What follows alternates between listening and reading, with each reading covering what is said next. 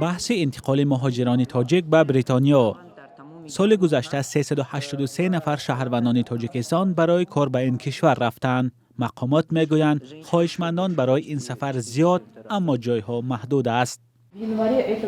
ماه январ گروه نوبتی کارگران تاجیک از صحبت گذشتند.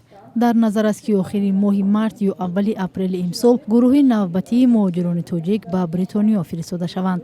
باید قید کنم که این سفرها کوتاه مدتند، زیرا روادید تنها برای 6 ماه داده می شود. قبول مهاجران در اساس انتخاب صورت می گیرد و هر یک داوطلب به مدت 1 یا 1.5 ماه حجت گذاری می کند. انتخاب کارگران از سوی شرکت بریتانیایی پروفورس صورت می گرفته است. مهاجران تاجیک در بریتانیا اساساً به کشاورزی مشغولند. برخی آنها میگویند روزانه حدود 1300 سامانی یا 100 فونت استرلینگ به دست میآورند، اما مهاجران باید بعد 6 ماه بریتانیا را ترک کنند.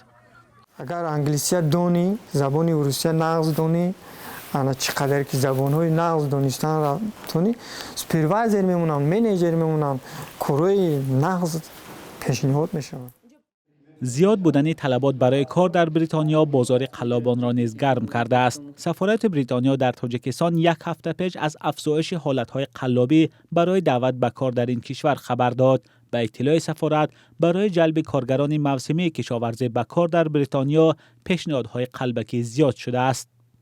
فعلا روسیه و قزاقستان کشورهای اساسی قبول کننده مهاجران مهنتی از تاجیکستان هستند. مقامات سالهاست که برای باز کردن راه مهاجران تاجیک به اروپا، کره جنوبی و قطر تلاش دارند، اما شماره تاجیکستانیانی که به این کشورها می روند فعلا خیلی کم است. طبق آمارهای رسمی در تاجیکستان قریب 56,000 شخصان بیکار ثبت شدند، اما کارشناسان تعداد واقعی بیکاران را از این زیادتر می دانند. مولا رجب یوسفی شهلای عبدالله، آزادی دوشنبه.